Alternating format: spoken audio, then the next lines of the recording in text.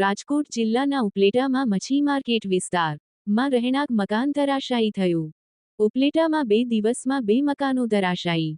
ચોક ફળિયા વિસ્તારમાં રહેણાંક મકાન ધરાશાયી થયું.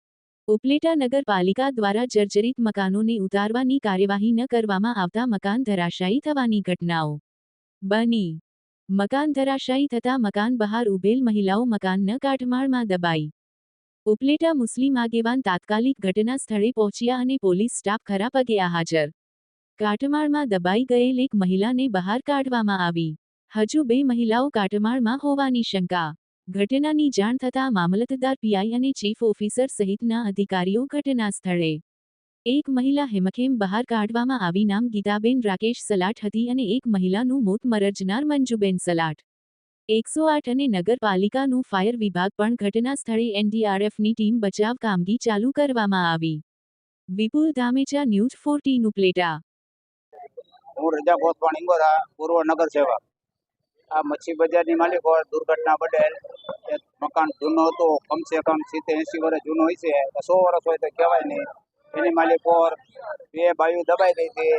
ગીતાબેન કાયદે સલામત છે એવું દેખાણું અને દવાખાને પકડ્યા. અને મનુકાબેન છે એ ગંભીર હાલતમાં હતા, એ દવાખાને લઈ ગયા છે. શું હાલમાં છે, જીવતા છે કે મરી ગયા કઈ ખ્યાલ નથી પડતો હજી. આંબીલાનું મકાન હતું, પછી વાર આંબીલા દવા થાય. ઘટના સ્થળ ઉપર મામલતદાર સાહેબ આવી ગયા છે, એનડીઆરએફની ટીમ આવી ગઈ છે અને પોલીસ પણ આવી ગઈ છે. પબ્લિકને એક બાજુ હટાવે છે અને બધું થોડુંક બાકી છે એ પાડવાનો એ પછાડે છે.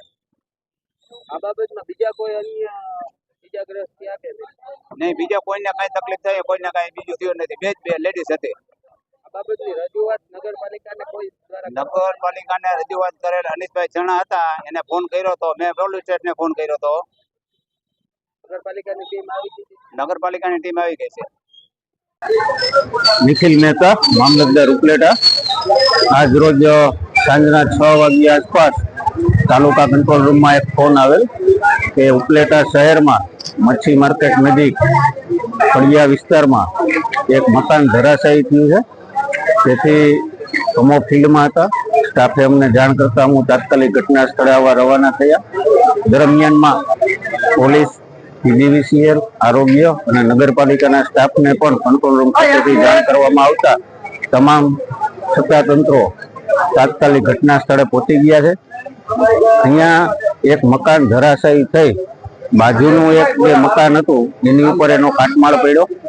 બાજુના મકાનમાં કોઈ યાસીનભાઈ નામના વ્યક્તિ છે એ નોનવેજ વેચવાનું કામ કરતા હતા. ત્યાં નોનવેજ ખરીદવા માટે 2 બહેનો આવેલા હતા, જેમાં એક બેનને ઈજાગ્રસ્ત અવસ્થામાં સ્થાનિક તંત્ર અને સ્વયંસેવકોએ તાત્કાલિક કાઢી અને હોસ્પિટલ ખાતે રવાના કરેલ. બીજા એક બેન હતા, એમને કાટમાળ હટાવી અને બહાર કાઢી અને સારવાર માટે મોકલેલ. જેમાંથી એક બેનનું અવસાન થઈ ગયેલ છે અને એક બેનને વધુ સારવાર માટે જુનાગઢ ખાતે રિફર કરવામાં આવેલ છે. હાલ સ્થાનિક વહીવટી તંત્ર, એનડીઆરએફ અને સ્વયંસેવકોની મદદથી જોખમી કાટમાળ હટાવવાની કામગીરી ચાલુ છે.